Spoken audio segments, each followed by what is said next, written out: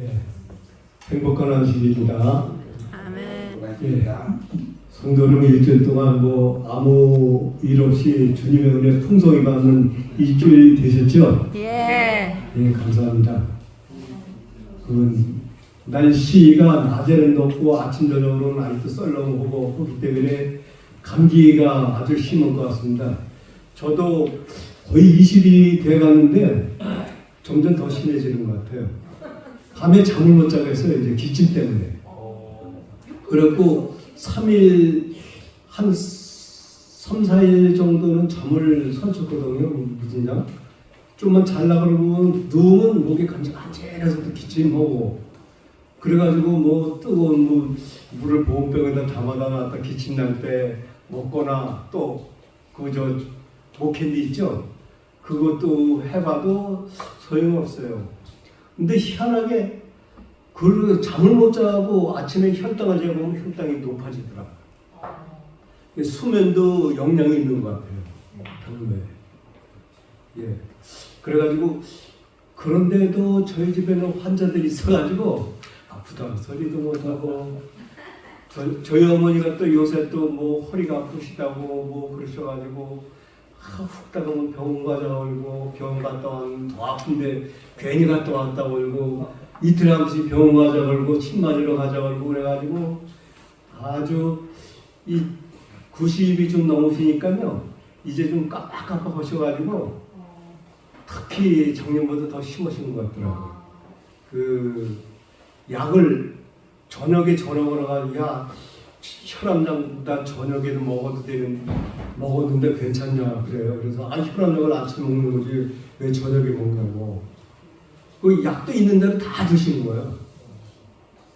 그래가지고 허리가 아파서 병원에 가서 진통제를 처방해주면 그 전에 먹던 관절약, 진통제 또 정신 안정제가 있거든. 어지러울 때 막 그거 그렇게 한 주먹씩 드시고 그래도 속이 한 3, 40년 동안 그렇게 약 드셨는데도 괜찮은 거면 참 체력은 좋으신 것 같아요. 그래서 저는 좀 바빴습니다. 어머니 시좀 들지 저희 집사람도 지금은 설거지는 하는데 숙이는 건 못하니까 내가 다 땅바닥에 쓰레기 떨어졌을 때 주워라 하면 주워야 되고 아주 좀 힘들게 살은 일주일 같았습니다. 오늘은 저가 목사님만 안 아팠으면 저도 이번에도 또 설교를 못하겠다고 핑계를 댈 텐데 목사님 목이 아프시지 흰걸 빤히 알면서도 또 기침 난다고 핑계 댈 수가 없어가지고 준비를 했습니다. 우리 다 같이 하나님의 말씀 보겠습니다. 신명기 32장 9절에서 14절까지 우리 보도록 하겠습니다. 10절서부터 볼까요? 신명기 32장 10절서부터 14절까지입니다. 우리 다 같이 읽도록 하겠습니다. 신명기 32장 10절부터 14절까지 있는 말씀입니다.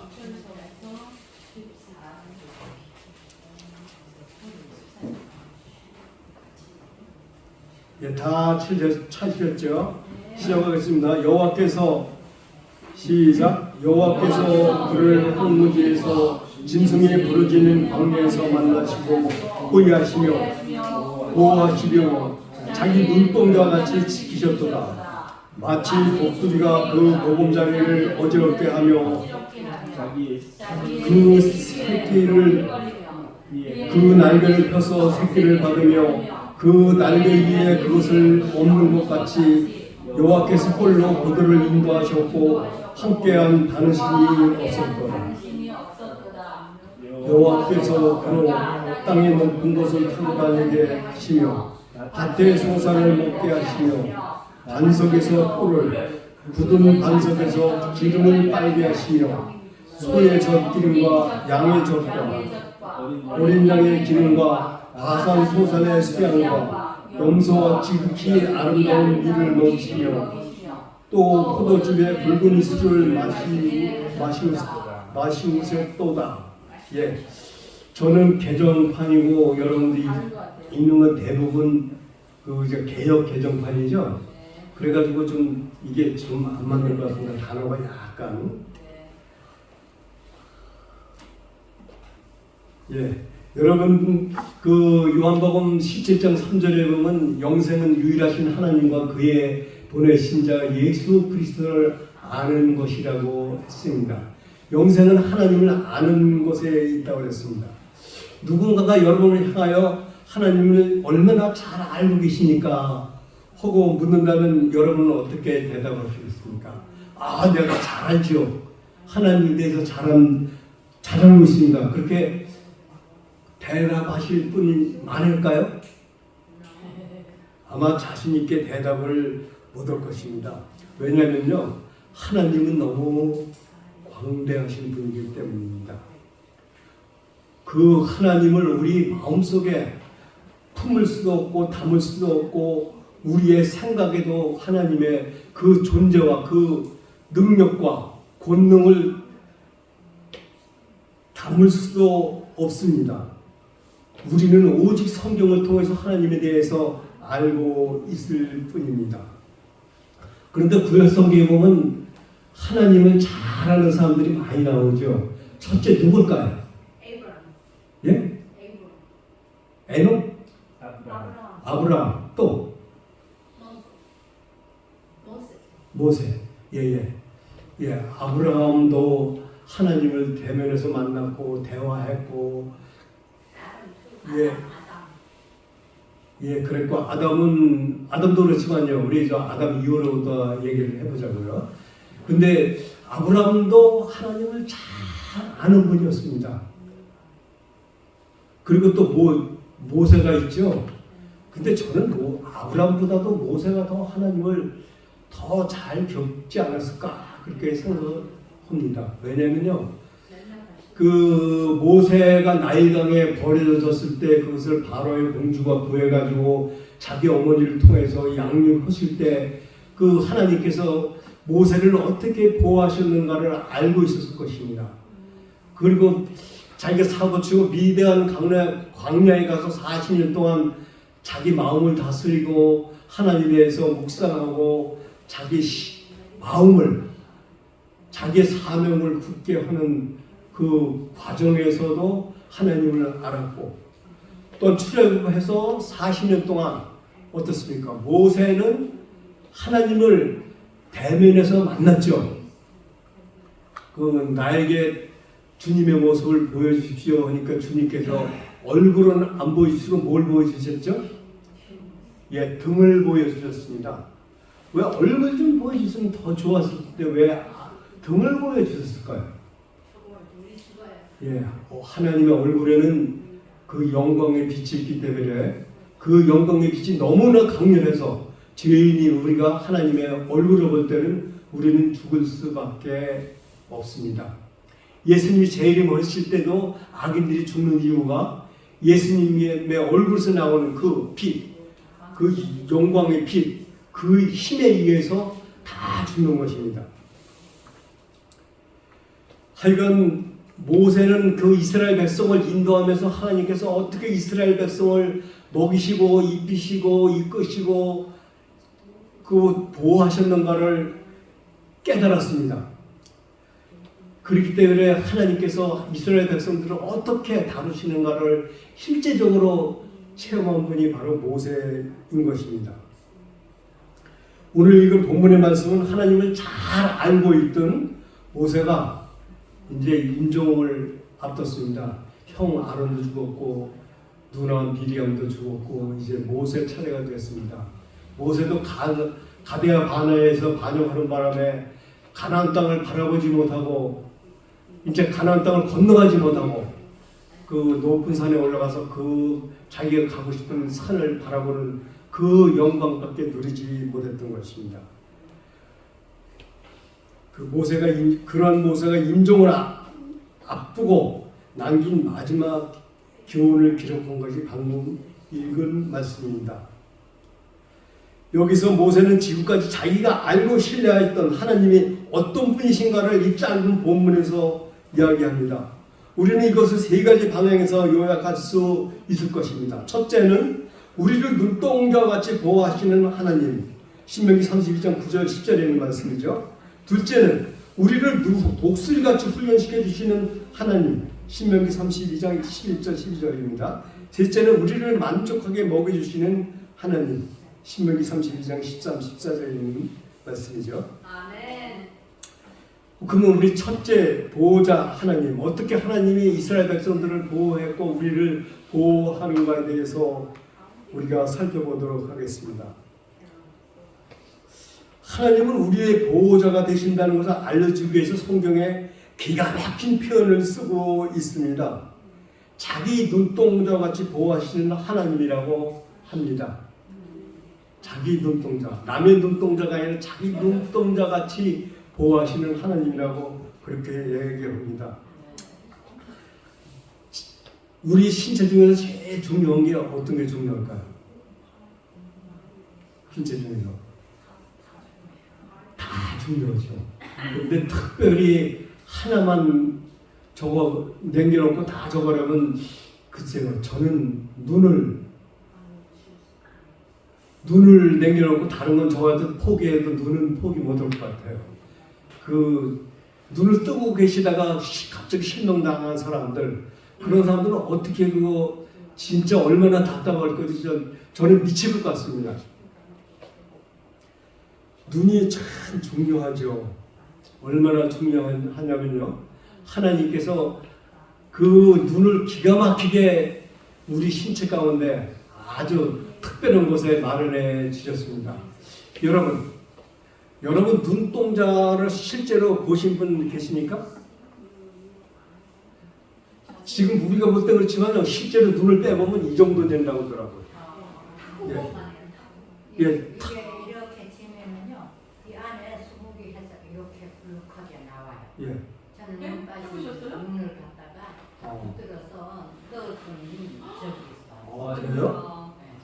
네. 그래서 그 눈을 알아요.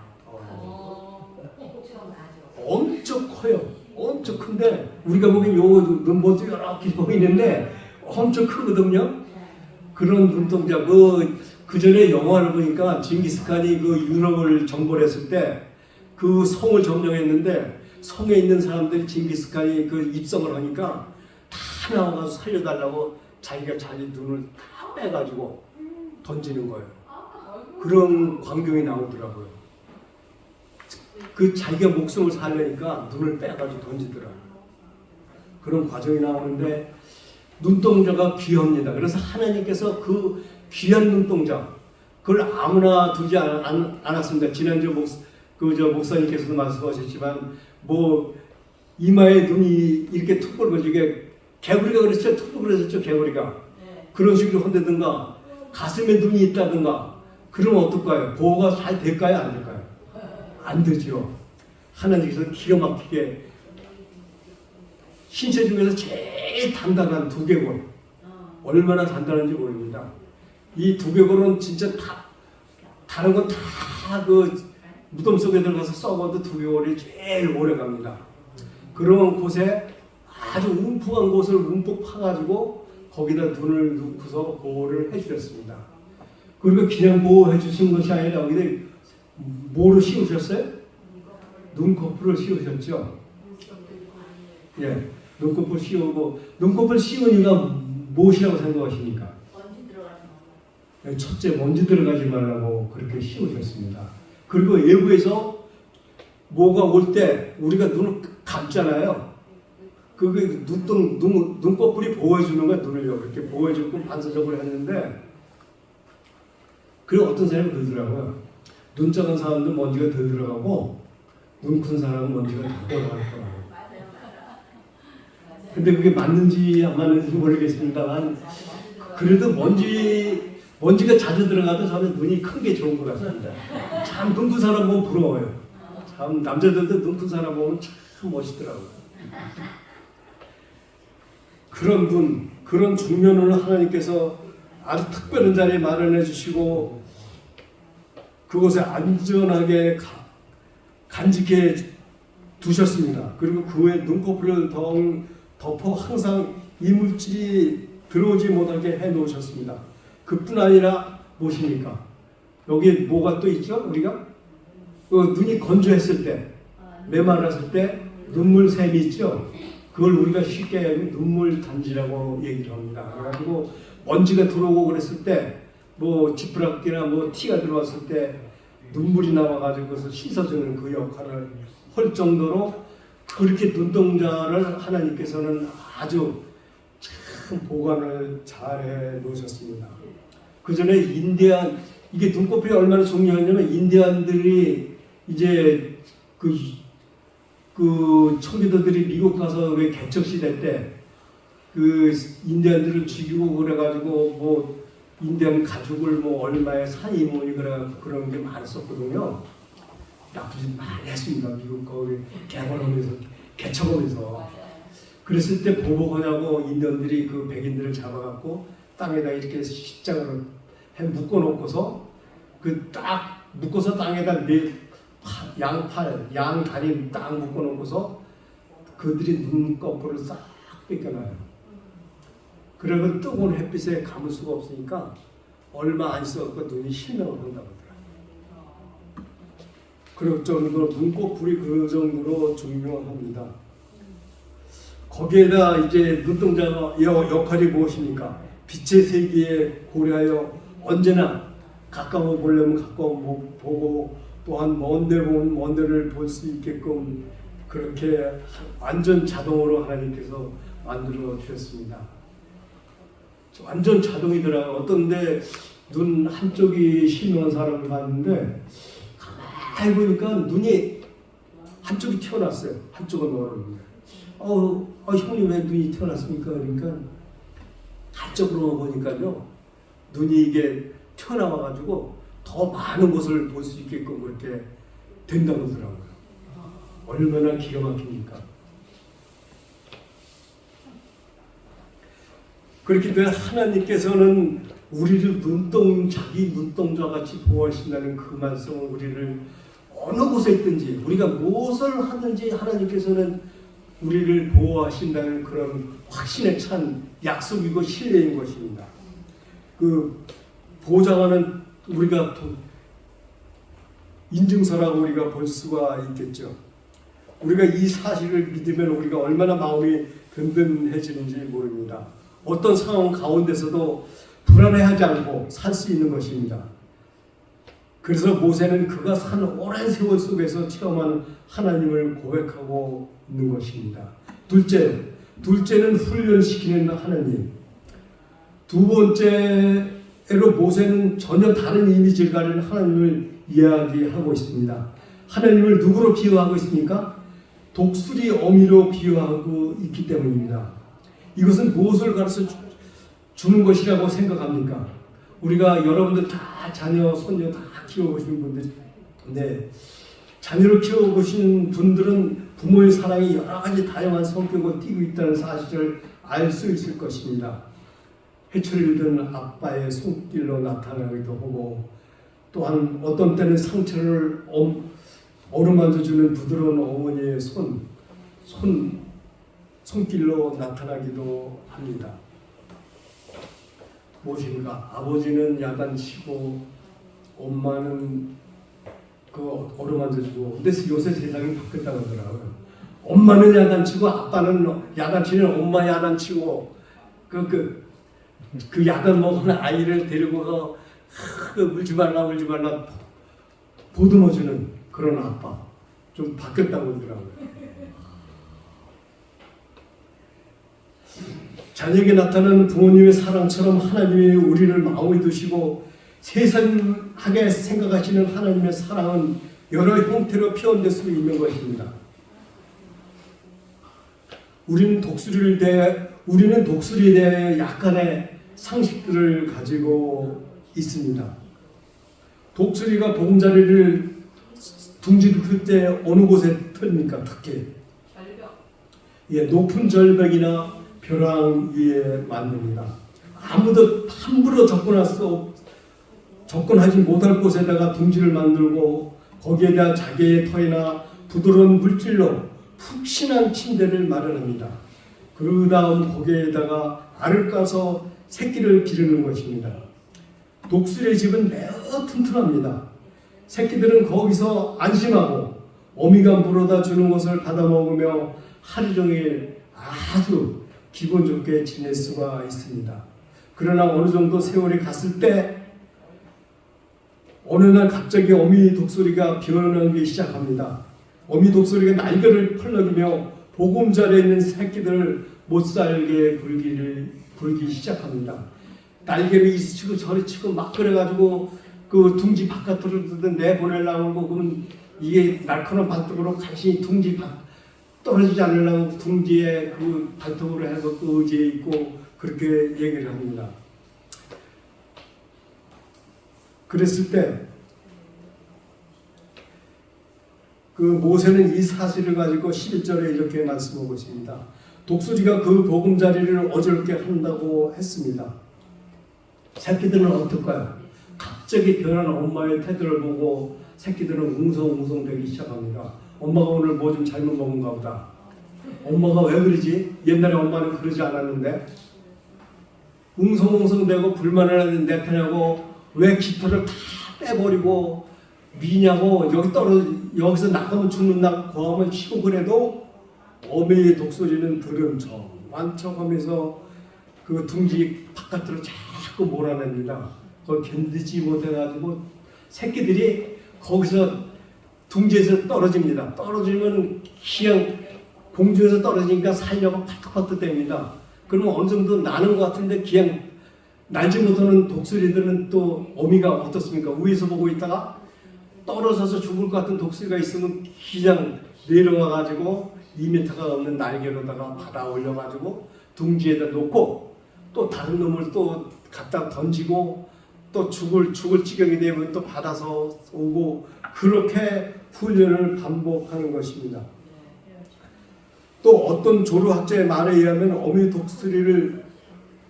어미 독수리는 새끼들을 몰아내기 위해서 푹신푹신한 깃털 침대를 전부 밖으로 물어 던져버린다고 합니다.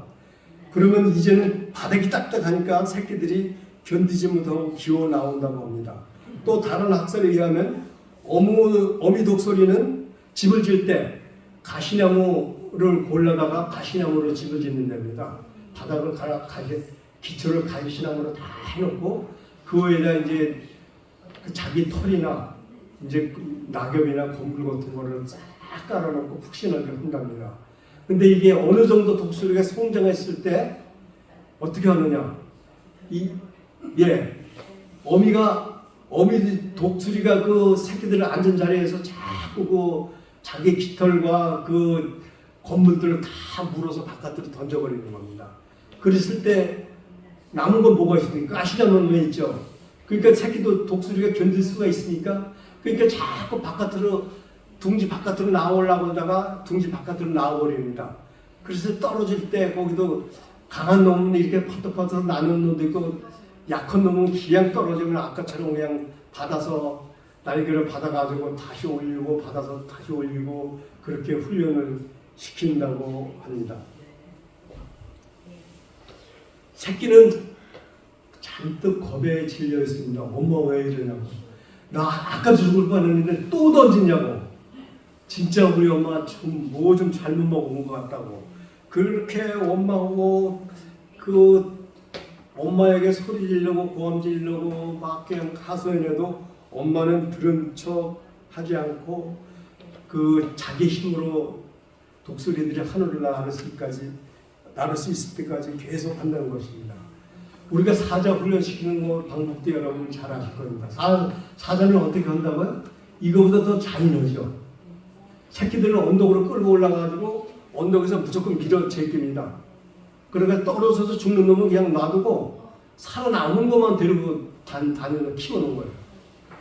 근데 독수리는 보호를 하잖아요. 약한 독수리도 다 강해질 때까지 보호하는 이것을 우리가 볼 때 이것은 하나님의 사랑이 아니면 우리가 이해할 수가 없는 것입니다. 이것은 무엇을 의미합니까? 사람들은 변화를 두려워합니다. 여러분, 어느 곳에 어느 직장을 갑자기 옮겼을 때 낯선 곳을 간다든가 이사를 간다고 했을 때 변화가 있죠. 그랬을 때 여러분 아주 좋습니까? 관심 있게 가니까 다 어색하고 변화를 싫어합니다. 그래갖고 나이 들수록 더 변화를 싫어하는 것 같아요. 그래서 보수주의자들이 아마 나이 드신 분들이 많은 것 같아요. 우리들도 대부분 그 독수리 새끼가 자기 보금자리 속에서 이대로 살겠으면 좋겠다 하며 꿈같은 세상을 보내기를 우리는 바라고 있지 않습니까? 이것이 바로 인간입니다. 우리 변화를 싫어하죠. 그렇지만 하나님은 어떻게 말씀하십니까? 변화하라, 변화하라 계속 그렇게 말씀하고 계십니다. 너의 의지를 나에게 맡기면 내가 너를 변화시켜 주겠다. 이것이 성령의 음성인 것입니다. 근데 우리가 그것을 너무나 두려워가지고 그 음성을 무시해버리기 때문에 우리가 변화의 경험을 하지 못하고 있는 것입니다. 그래서 우리가 둥지에서 꿈같은 세상을 보내기로 바라고 꿈같은 그 세상을 보내기를 바라고 있지 않습니까? 그랬을 때 갑자기 시련이 닥쳐옵니다. 이것이 무엇입니까? 하나님이 날개로 그 보금자리를 어지럽히신다고 판단해도 됩니다. 우리의 신앙에 여러 가지 문제가 생기고 어려움이 생겼을 때 이것은 하나님께서 나에게 변화하라는 그 신호인가 하고 우리가 그랬을 때 우리가 마음가짐으로 우리가 하나님께 감사하고 변화시켜달라고 우리가 하나님께 맡기는 그런 삶을 하나님께서는 원하고 계시지 않을까요?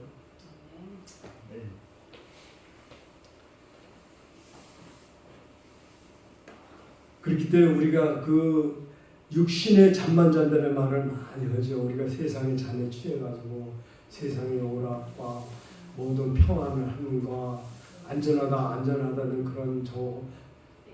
그런 마음가짐으로 인해가지고 우리가 평안의 잠을 자고 있지는 않습니까? 하나님께서는 여러 가지 징조를 통해서 그 예수님의 발작이 가까이 왔다는 것을 우리가 알려주지만 우리의 마음은 너무나 무디기 때문에 잠자기를 즐거워하고 깨어라 그러는 음성이 들려도 좀 더 자자 그런 우리의 신앙생활 저도 그런 것 같습니다. 근데 하나님께서는 우리를 변화시키길 바라시고 우리가 굳이 변화를 거부한다면 그 어미독소리처럼 우리에게 정신을 차리도록 따끔한 채찍으로 우리를 징계하실 것입니다.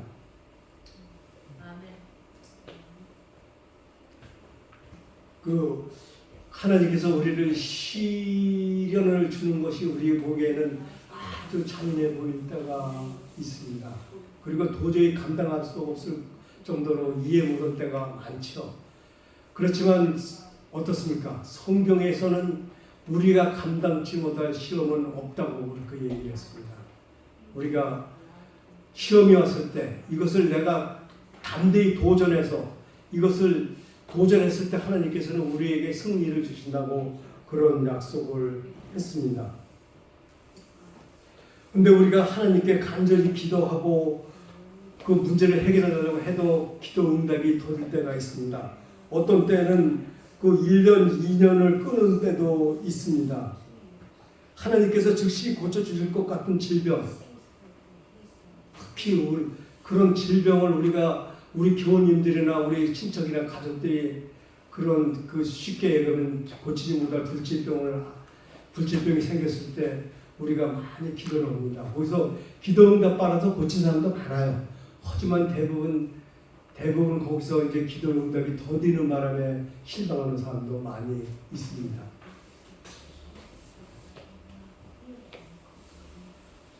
이것이 무엇입니까? 하나님이 능력이 없으셔서 그러시는 걸까요? 하나님이 우리의 유익을 위해 목적을 두시고 계신다고 했습니다. 목적을 두시고 공중에서 우리를 떨어뜨려 버리시는 것입니다. 떨어뜨려서 우리가 아주 진짜 신앙을 잃고 우리의 목숨을 잃을 지금까지 이랬을 때는 하나님께서 그 넓은 날개로 우리를 받아서 다시 평온의 세상으로 우리를 인도해 주시는 것입니다. 여기서 우리가 잊어서는 안 될 두 가지 진리가 있습니다. 아까도 얘기했지만 첫째는 그 독수리가 그 새끼를 땅에 부딪히지 하여 죽도록 내버려 두지 않듯이 하나님께서는 우리가 망하도록 방관하지 않는다는 사실입니다.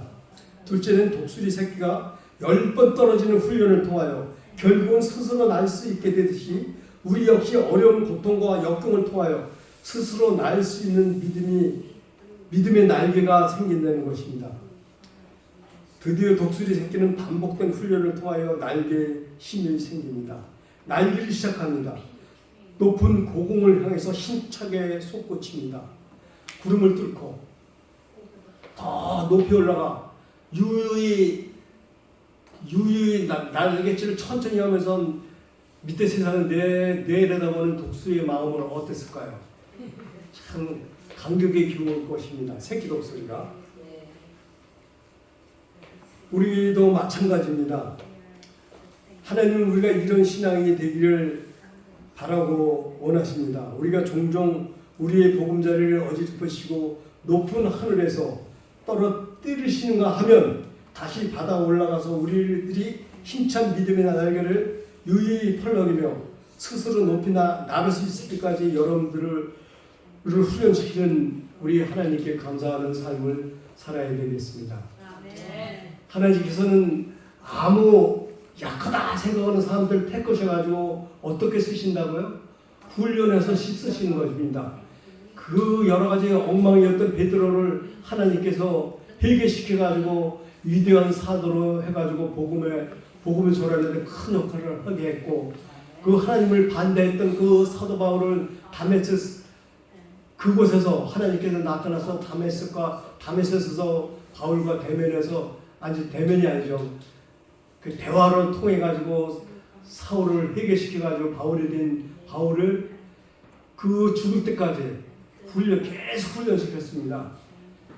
그래가지고 나중에는 옥중에서 그 사도 바울이 어떻게 고백을 했냐면 나는 죄인 중에 괴수라고 그랬습니다.